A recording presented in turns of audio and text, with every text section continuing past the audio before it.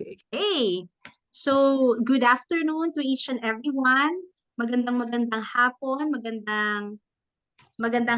magandang gabi sa inyong lahat at sa mga nanonood po sa amin ngayon all over the world. Um, I would like to thank you for watching us and nakakatuwa no na ang kasama natin ngayon ay isang napakagaling na tinatawag nating financial guru. Ayan. So he has imparted knowledge as a faculty member at the Development Studies program of the Ateneo de Manila University, where he studied management, teaching courses in social entrepreneurship and microfinance. He has worked in 30 countries intensively in this field. Also, he has been an advisor for a lot of Filipinos around the globe. Ayan. So, let us welcome Mr. Vince Rapisula. Hi, Sir Ayan. Vince. Ayan, Hello, hello. Maraming salamat, Sherstine, sa iyong imbitasyon at sa napakagandang introduction. Wow. Ayan, Sir Vince naman. You deserve it. And actually, I always call him Sir Vince because he is our very uh, credible professor in Ateneo LSC program. Oh, Ayan. anong batch ka nga? First batch, Sir Vince. Batch sa Madrid. Madrid. We were the first batch in Madrid, batch 39. Batch 30. Ayun. So, Sir Vince, no, I've mentioned earlier that you have been, you're known as a financial guru, and you have actually experienced a lot of things worldwide, especially in the field of social entrepreneurship and microfinance. So, gusto naming malaman ngayon, who is Sir Vince Rapisura before he became a financial guru? Okay. Hmm. How do you describe yourself before you are now known uh, around the globe? No, as a financial guru, ano? Well, ako ang first na profession ko talaga ay social development worker, no? So I worked for non-profit organizations before, and then I put up an organization. It's called SEDP, Social Enterprise Development Partnerships Inc. That's a training, research, and consulting firm for development organizations. And yun, so after doing my social development work, I went into financial literacy kasi when you do development work in the Philippines, it's mostly more on the challenge of poverty. So ang link niya sa financial literacy ng poverty ay syempre paghawak sa pera. Pero so that's one thing, no, that we take into consideration, yung paano maghawak ang bawat isa ng pera.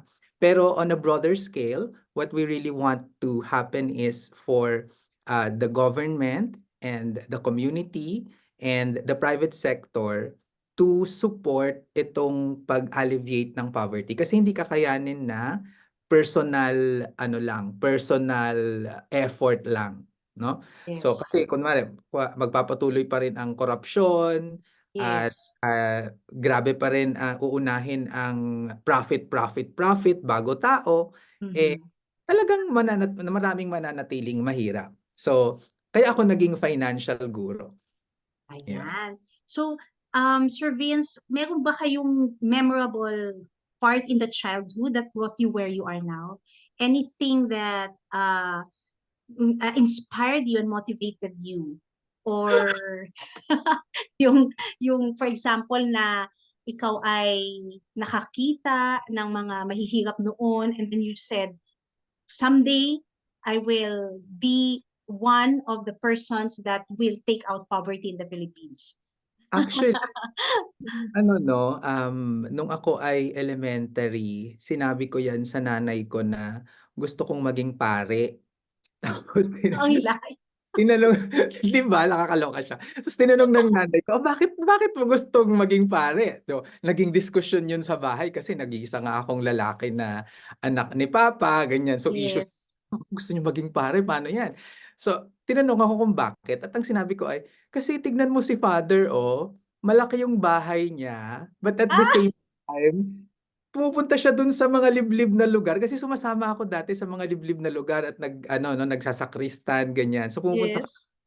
at parang nag-outreach. Sabi ko, gusto ko yon na malaki yung bahay niya at the same time ay in touch siya, no? May tumutulong siya sa Tumutulong. mga less fortunate, ganyan. So, at a very young age, nandun na yung parang ano ko, no? Na parang gusto ko na maging mayaman pero may kahulugan. Para makatulong. Oo. Ayun, yun ang So, importante. hindi pala pagpapare ang kasagutan doon. Okay, it's pa Pagiging pagpapari financial eh. guro pala, hindi, okay. But of course, yun ano. So that was the earliest memory that I have Memory. at about ano no, about social development. Tapos yun, so Galing, from galing naman. there, dun na develop. Mhm. Okay, so, Sir Vince, you mentioned earlier na you are an only boy in the family. Mm, And mm. so, ilan kayo magkakapatid? Apat kami. Apat. Actually, 5 kaming Mhm. magkakapatid. Alam Yes. alam ko may nauna sa amin eh. So kuya Ah, namin. So tapos kami yung sumunod. So feeling ko mm, dapat no, tinatanong na ako, ilan kayo magkakapatid? 5. Dapat 5. ganun na, no? Kaya lang feeling ko ma-hurt kasi yung nanay ko eh. Ah, gano'n? Talagang Hindi pa niya ano, hindi pa niya tanggap up to now. ah, Wow. hanggang ngayon hindi pa nagmo-move forward, gano'n ba? Move on? Sa kanya. Ayan. So, So, you are the youngest or the in the middle? ano, second to the youngest. Second to the youngest. So, when you are growing up, Sir Vince, who in the family Mm. has given you the most significance, no, in your journey towards your career or towards your goals? Actually, lahat ng family members ko meron silang ano, parang deep deep effect on me. So for example, si mama Mhm. ay very magaling talaga yan sa negosyo, si mama. Talagang ano yan, astute businesswoman. Mhm. Ayan. Si papa naman magaling sa ah, pakikisama. Kaya Yes. kaya babaero eh, 'di ba? Ah, Kasi magaling siyang mambola, ganyan-ganyan. So gano'n. I think nakuha ko yon, no, na marunong mag-small talk, ganyan. Yung panganay namin, oh my God, sobrang tipid naman yan. So Oh my God, dun ako na ano sa kanya. Yung pangalawa naman namin ay very ano siya for the family, no? family oriented. Family oriented siya, ganyan-ganyan. And parang at times siya yung mag uh, quote unquote magsa-sacrifice ng sarili niya for the family. May ganun siyang Wow. yung bunso naman namin ay siya yung pinaka-open sa kanilang lahat. In fact, sa kanya ako unang nag-ano nag-out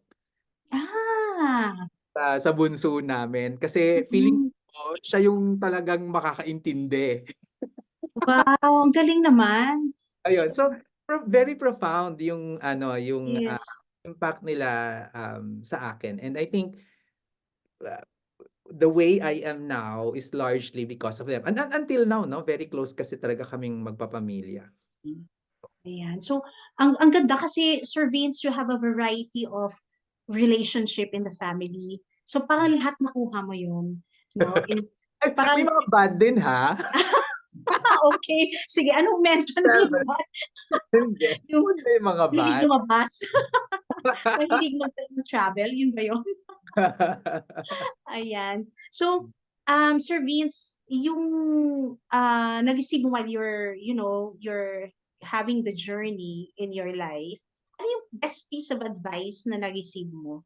Maybe from your childhood, maybe from your school, from your teacher or university. Pero something na nag-receive mo that until now, you always bring that, no? Yun Oo. laging naiisip mo 'pag Ak magde-decide ka? Hindi naman siya sa parate Hmm. na dumarating siya sa isip ko 'no, pero I remember meron akong teacher nung, elementary, si Ma'am Gloria Bacani nga ang pangalan niya, eh. I think we Oh, grade siguro grade 4 ako niyan. ah, At ako siyempre alam mo naman 'di ba yung personality ko very playful, ganyan, yes. ganyan. So hindi ko sinerseryoso masyado yung academics, at that time. Tapos Mhm. ang sabi niya sa akin talaga ay, "Ikaw ano 'to, kung seseryosohin mo lang talaga alam alam ko na kaya mo naman, eh." Ganyan siya. Yes. Kaya mong maging, number 1 parang ganyan. And, tumama yun sa akin parang talaga ba? Parang so yung mga nakapaligid sa akin pala ay naniniwala. Yung ako yung hindi naniniwala and I think dala-dala ko siya na ganong issue 'no, kasi, I may look confident outside, Mhm. pero maraming self-doubt, eh, sa loob 'no. Mhm. And, yun. Tapos so yun naalala ko yan. Tapos pero ito lately lang, I think it's, nitong pagpunta namin sa Australia, ito naman yung pamangkin ko dun ano, si Jacob at, tinatanong ko kung ano 'no, kung anong rank niya sa school, parang gano'n. Kasi tayo 'di ba, we were brought up, Yes. ano yung sinong number 1 ganyan, ganyan. Yes, yes. Tapos ang sabi niya sa akin ay, "It's not a competition, tito." Oh, Totoo oh. naman, 'di Ikaw pa ba? nasabihan. Oo nga naman, hindi tayo kasi lumaki tayo na nara-rank-rank tayo parati. So, parang by default gano'n na rin mag-isip. Pero totoo nga, hindi naman talaga tayo dapat nagko-compete with each other 'no. We have to parang mas maganda nga if you take a look at it na cooperate more than, mag-compete. So, yun Exactly. yung isa from my childhood at isa from a very young si Jacob ay 10 years old pa lang pero 'di ba may natutunan din ako sa kanya. Wow, ang galing naman Sir Vince 'no.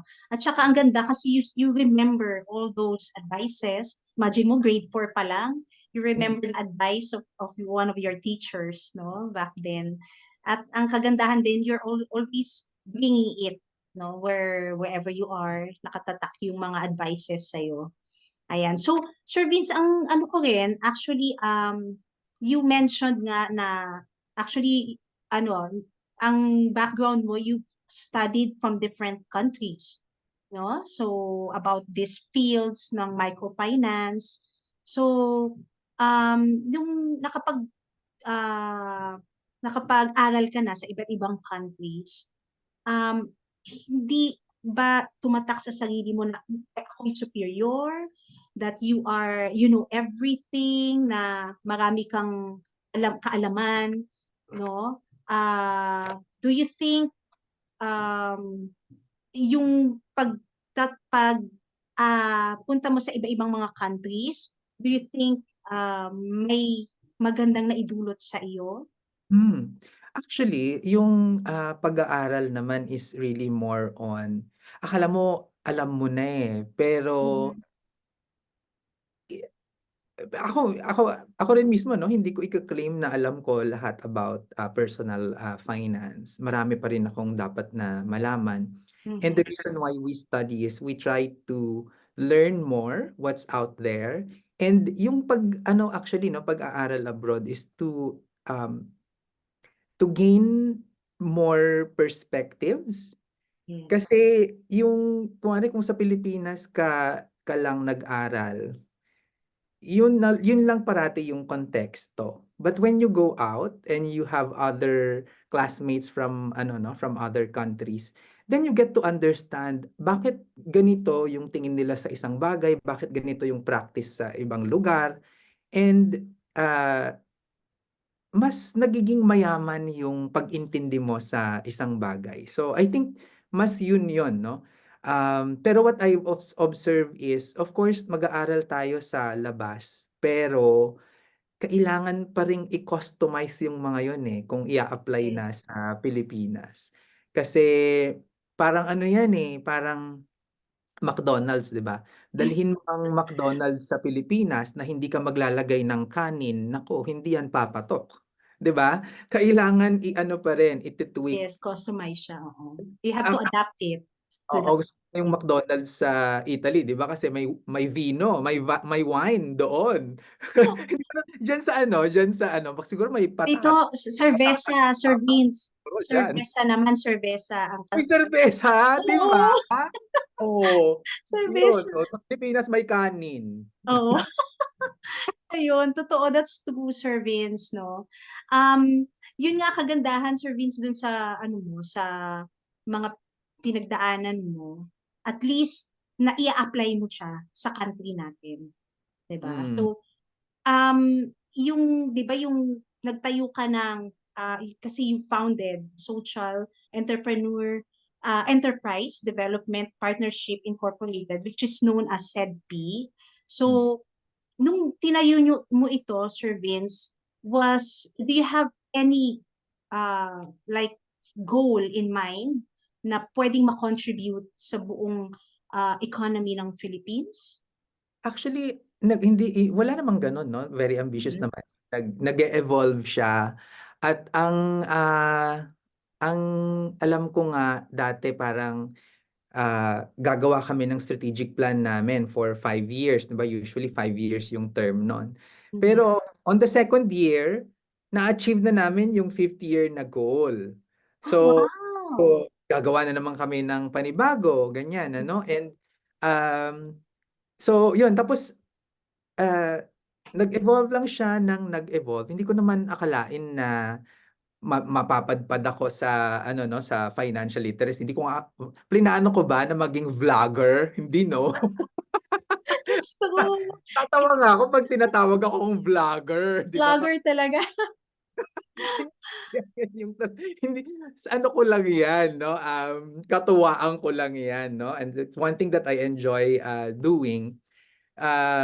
Yun. So, I just really go with the flow kung ano yung nandyan. Kung before ay, ang sukatan ko ay kung gaano na kalaki yung assets namin, ganyan. Pinalitan ko dati kasi parang up until 2016 siguro 'no, ay Yes. sukatan ko namin ng success ay gaano na kalaki yung assets ng SEDP 'no. And then in 2017 nagkaroon kami ng, challenge with, an account 'no na na pinahiraman namin tapos ano pumalpak siya. Hmm. Tapos what I found out well sa naging karanasan ko parang, okey 'pag ganito pala yung mga hiniraman natin na bangko, wala pa ring pakialam sa'yo. Kasi sisingilin ka pa rin nila and they will not take on any of the losses, 'di ba? So Oh, babayad 'di ba gano'n naman magbabayad talaga pa siya, oo, magbabayad sa ka pa business? rin. Sabi ko parang mali ito, kasi sabi ko, ako na nga 'tong tumutulong sa mga mahihirap, tapos pagka ganitong magkakaproblema ay kami lang yung tatamaan, unfair naman 'yan 'no. So, nung, panahon na yon we changed our, metrics 'no at ang sinabi namin ay, instead na ang bibilangin natin ay ang assets o ang pera, ang bibilangin na natin ngayon ay ilang tao yung natulungan natin. So, nag-iba. So, ngayon parang, kapag ako ay, kukuha ng mga investment o kaya makakakuha ng, credit line sa bangko, Mhm. I can already sleep soundly at night na alam ko yung mga perang 'yan ay pumunta sa mga taong tinutulungan natin, sa mga mahihirap. At kung Amazing. magkaproblema man diyan, aba, eh, di sama-sama tayo, 'di ba? Amazing, Sir Yun Vince. yung sa'kin kasi parang dati dahil nga pera yung tinitignan mo, lagi akong kabado, ganyan. Yes. May ang taas ng anxiety level and ngayon mas ano, mas relaxed kong nina-navigate ang buhay kumbaga. Yes. At meron din kayo, sir, na parang um, kumbaga parang kasama diyan, no, sa SEDP, or it's a standalone ano lang, ah, enterprise? Actually, ano siya, ang SEDP ay group of 7 organizations yan. Organization. Tapos partner natin of course ang Ateneo de Manila University, ang Mhm.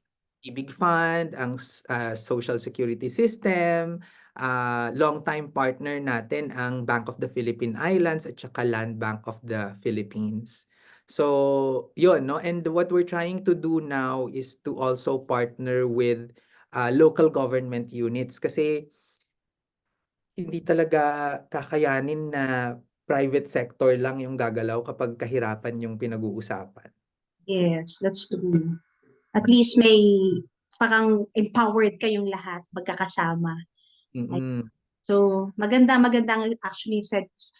Service, what is the services ba ng SEDP that helps yung mga sinasabi mo nga na mga poverty in the Philippines? Ano yung mga, siguro uh, number one services Oo. na, So yung ano namin, may tatlong broad categories siya. So the first one is we have the Usapang Pera brand, which is the financial literacy side, no? So yung sa financial literacy side natin, what we intend to do here is to teach people on how to handle their money, and when they're able to handle their money, they can invest in us through our socially responsible investments, and we will now use mm, that money, no, for our kasosyo program. So yun yung magiging social investors from the Usapang Pera Advocacy, sila yung SEDP kasosyo.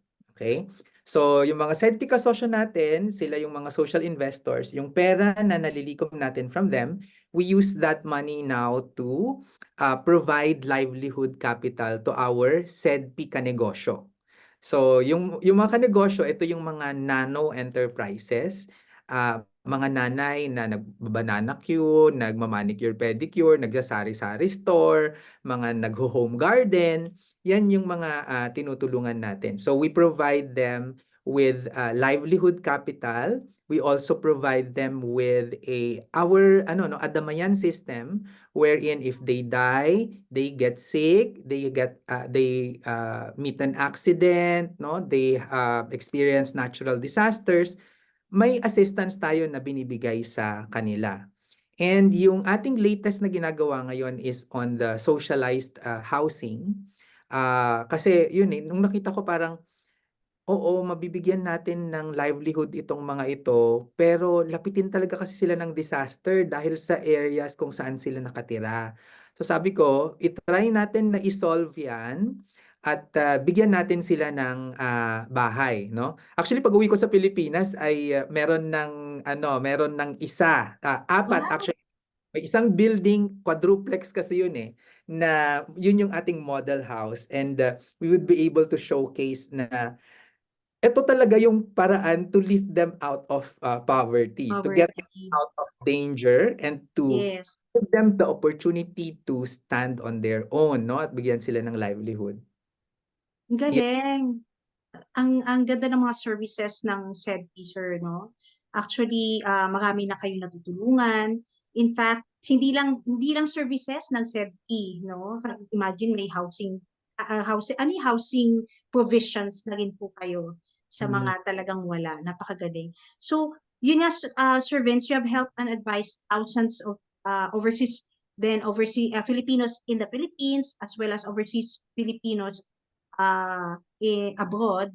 So a lot of them, lalo na po yung mga nagtatrabaho sa abroad, no, they work hard. So they send money home, and yun lang, finally coming home sa Philippines, minsan, actually hindi minsan, kadalasan walang napupundar, no? They have nothing. So ano po yung sa tingin niyo, sir, first step na dapat gawin ng mga OFW, no? In order to improve their financial situation. mm. Well, the first thing really is three may tatlong layers yan, no. For me is unang-una ay tinatawag na self-mastery, which is Mhm. mastering your emotions. Kasi marami yung mga sa Pilipinas tumutulong, no, quote unquote, pero ang gamit ay awa at tiwala, 'di ba? Dahil naaama Yes. at naku, kapatid ko naman 'yan, pinagkakatiwalaan ko. Pero hindi 'yun yung tamang paraan, eh, 'no? So kailangan i-master muna natin yung ating emotions. Ah to be able to go to the next level. So self-mastery is mastering your emotions, is knowing yourself and loving yourself, no? So second one is situation mastery. And situation mastery, ito yung kung paano ka magre-react doon sa mga nangyayari sa kapaligiran mo, no? So for example, may tumawag sa'yo at sabi ay, "May sakit si ganito," at nag-iiyak na at ikaw lang daw ang ano, ikaw lang daw ang makakatulong at kasagutan sa kanilang mga problema ngayon, no? So, kung meron ka kasing self-mastery, then you would be able to manage your situation better, no? So, yun. So, the next part is situation mastery. And then, the last one is the pera mastery. Kasi kung hindi mo minamahal yung sarili mo, hindi mo alam gumalaw within your context, at kahit gaano pa kalakas yung pagpasok ng pera, kung hindi mo master yang mga yan, lalabas at lalabas yan dahil walang pera mastery, no? So, nagsisimula talaga siya sa ano eh, sa um, pagkilala at pagmamahal mo sa sarili mo, no, in terms of handling your money. Handling Kung your kasi money. kung yung situation mastery ganyan, for example, no, kung marami kang gustong patunayan sa ibang tao, naku, mapapagastos ka talaga, eh. Bibili ka ng mamahaling bag, ah, Yes. ano ka, bibili ka na Dami magpapatayo ng temptation. ka. So, yun. And these things na hindi mo naman talaga kailangan, napapamahal ka dahil you don't have a grasp of yourself and the situation. Yes, that's true, Sir Vince. And yun nga na-mention mo, Sir Vince, yung management, no, money management. So, right at this moment, marami tayo, di ba, yung like sinasabi nga natin na the Filipinos abroad, they should manage well their money. So, dyan napapasok yung mga types of investments, di ba, na dapat invest nila yung pera nila. Instead of just saving, they have to invest it. So, what do you think are the best investments that Filipinos abroad should do to become financially free, on Hmm. your opinion, Sir Vince? So actually ano, depende yan sa purpose talaga, 'no, at yung financial freedom kasi iba-iba yung kahulugan niyan, eh, sa atin, 'no. Alam mo, Sherstin, 'no, meron akong kasama sa bahay dati, si Manang Fe, 'no. At Mm-hmm. ang ang financial freedom for her ay kung mayroon siyang makukuhang passive income na 8,000 pesos per month.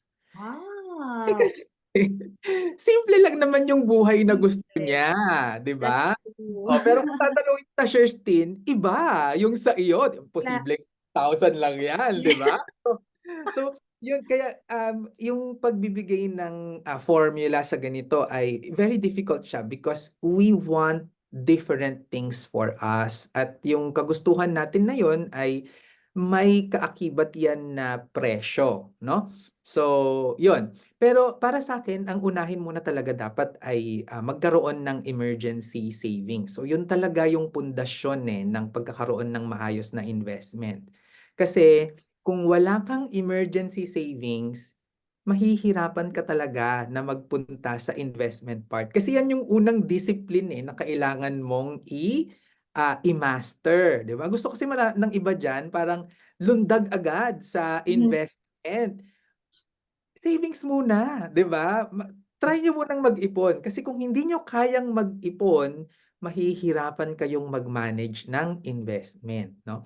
Kasi yung disiplina talaga sa pag-iipon ay ano 'yan, eh, kokontrol mo yung sarili mo, pag-iisipan mo 'yan ng maraming beses, 'di ba? Oo. Pag meron na 'yan, na-appreciate mo na siya kung gaano mo kahirap na pinag-ipunan.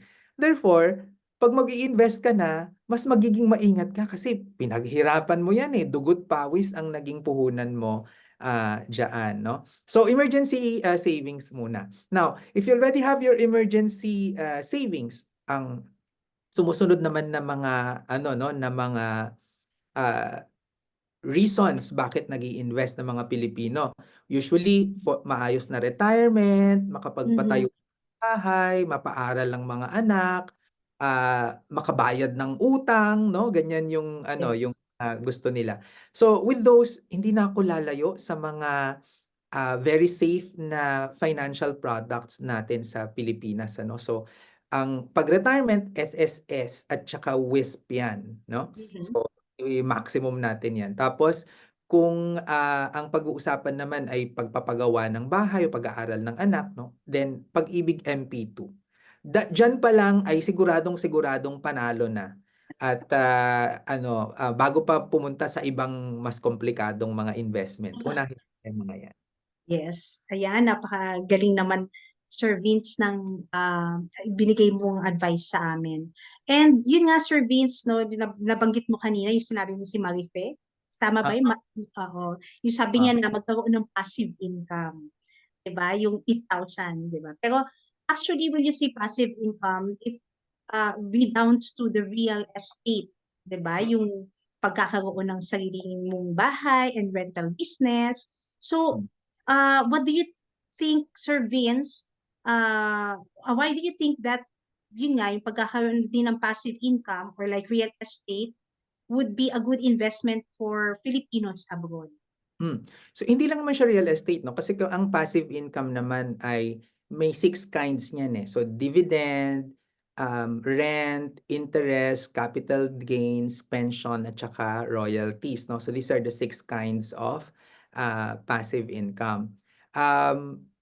Admittedly, one of my my favorite passive incomes would be uh, rental income, no, sa real estate. Kasi nga nag-appreciate yung property, and at the same Mhm. time meron kang regular income na nakukuha. Pero basta i-make sure lang natin ha na kapag tayo nag-invest sa real estate ay within 8 years yung return on investment na makukuha natin. So, yun. So, it's really a mix, no? So, Mix of kung investment. if I may, no, sabi ko kanina, so SSS, Pag-ibig MP2, ang isusunod ko ay pagkakaroon ng rental property. Rental properties. Ayan. Okay, so Sir Vince, yung sinabi mo nga about dun sa rental properties, kayo po nag-start ng rental properties nyo. I remember when you were still very young. Mm. So what age were you then? Anong Was 26 years old. 26 years old when you had your first uh, yung rental property. Mm. So how did you start it? Can you just give us like a background? Ano kayo nag-umpisa in real estate, Oo. So, renting? ang akala kasi ng iba kailangan mong ipunin yung lahat, no, para magkaroon ka nung rental property. But what we did was inipon namin yung pang down payment, and then yung down kasi kunwari ano yan, no, let's say it's 5 million pesos. So ang iipunin mo diyan ay 20%, no, ng kabuuan. So that's 1 million pesos. So inipon namin yung 1 million pesos, tapos hiniram namin sa Pag-ibig yung balanse na 4 million. Yun yung Mm. napatayo ng property. So with that strategy, iipunin mo yung pang down payment, tapos kukuhanin mo sa Pag-ibig, and then paparentahan mo yung property to make sure na yung rental income ay on the first year dapat magma-match doon Yes. sa amortization mo sa Pag-ibig, or mas malaki pa, no? Doon Mhm. sa amortization mo sa Pag-ibig. So, ganun yung nangyari sa amin. Ang nangyari actually ay, so may four unit apartment yon. Yung isang unit tinirahan namin, at yung 3 units yung pinarentahan. So, itong 3 units na to ay ah yan yung nakakapagbayad doon sa loan sa Pag-ibig at that time. And Mm. tapos free na yung rent namin. Wow. So dahil free na yung rent, so parang yun yung kita. So parang double siya, 'di ba? Hindi ka na nagbabayad ng rent. Tapos Yes. hindi na nagiging gastos. Maganda pala ang ano din, Sir magkaroon ng rental properties, no? Yung rental business. Mm. So, sa tingin mo, Sir Vince, ano ba yung steps na i-consider for crucial, that you think crucial to do a safe and profitable investment in real estate? Kasi marami din po sa mga overseas Filipino workers ngayon na nagsa-start to invest in real estate. Mm. Ako, iiwas ako sa condominium. Kasi yung condominium, matagal yung returns niya. And then, you really have to do your research, no? Kung saan ka magtatayo ng rental property. Kunwari sa amin, yung rental property namin na residential ay ano, um, sa Sampaloc. So talagang malakas yung demand for residential yun kasi university belt. So ibabagay mo kung ano yung itinatayo mo doon sa market, no? Ah, Mm. alam ko ngayon maraming mga mga OFWs nag-invest sa condominium at hirap na magpa-rent ng kanilang condominium dahil umalis na yung mga pogo, 'di ba? Yes, Tapos oo. ang ano ngayon ay maraming bakante dahil work from home. Ang maraming nagwo-work from home, hindi na katulad ng dati na talagang maraming nagre-rent para mag-ano 'no, mapalapit sa trabaho. So, para sa akin, mas maganda pa rin na mag-invest ng rental property yung may lupa talaga. At Ah, ang next diyan ay ano, tumingin ng mga pupuwedeng commercial unit. properties for rent pero sa probinsya. Huwag tayong makipagsiksikan sa Maynila kasi naku, malaking pera talaga kapag sa Maynila. Mas okey sa Sa probinsya. provinces, no? Mm. Answer, Vince. Tsaka yun nga eh, marami din kasi talaga ngayon na they're looking into investing their money kasi marami na rin po na bubuksan ng isip regarding investments. So, Sir Vince, do you have any ideal age advice para mag-start ng investment or Soon as possible. Actually, possible? savings is a form of investment. So kapag nakapag-open ka ng savings account, that is already one form of investment. So kapag meron kayong mga anak, naku, maaga pa lang turuan niyo na sila, no? At naku, kung tayo dati, Sherstin, ay 'di ba, ang ano natin ay kailangan cash, ganyan. Yes, Ang oo. mga kabataan ngayon hindi sanay sa cash, ha. Ang gusto nila, nakikita nila sa cellphone, 'no? Ah, Ano, tapos nakikita nila kung tumataas o bumababa yung amount. Para bang sa pag-games may points. Parang gano'n yung hmm, nila. So kaya oo. kailangan na sa maagang edad pa lang ay iminumulat na sila sa mga ganyang konsepto. Ayan. So, napakaganda talaga na maano na po sila, ma-expose sila Mm, dun sa ano, yung mga savings, investments, ayan. right. At which is, kagandahan naman, Sir Vince, kayo po nagbibigay ng financial literacy, no, sa mga sa mga kababayan natin sa abroad. So, yun nga po, Sir Vince, ang dami-dami mong naibigay sa amin ngayong araw na ito. So, ang ganda kasi from one yung investments, no, na sinabi nyo, different types of investment. Isa na rin po dyan yung mga dividends, yung nabanggit nyo. Nagsa-stocks din po ba kayo, Sir Vince? Kayo ay Well, meron akong exposure pero very, very minimal, 'no? Out of minimal lang. 350 million na assets na mina-manage ko ay 1 million lang yung nasa stock market. 1 So, million. less than 1% siya ng kabuuan. Okay. Pero Sir Vince, do you think na pag nag-invest tayo, mas maganda ba na to invest in one place, in one concept only, or sa maraming Ah, uh, ida-diversify natin siya 'no, maganda na i-diversify natin siya. Pero actually, diversification is more relevant kapag marami na tayong assets, 'di ba? Marami na tayong ipon, ganyan. yes. Kung simula pa lang, aba, eh, di tiis-tiis muna tayo sa SSS Pag-ibig 'no, at ang mga savings natin. Diyan muna tayo Yes. magsimula, ayan. So, actually, yun lang, Sir Vince. Marami na po kayo naibigay sa amin na magandang messages, no? So, last na lang po na question, Sir Vince. kung kayo po ay, let's say, nasa abroad, Mhm. ngayon nagtatrabaho tulad namin 'no, marami sa'min dito na, um, and you are earning, of course, you're earning more than what you're earning in the Philippines. Saan po kayo mag-i-invest, Sir Vince? Saan niyo ilalagay yung pera niyo? Actually ako ano 'no, feeling ko kung nasa abroad ako magtatayo ako ng, business showcasing the Filipino culture or the Filipino craftsmanship, pero I will not target the Filipino community. Hmm, Gets mo? So, yes, yes.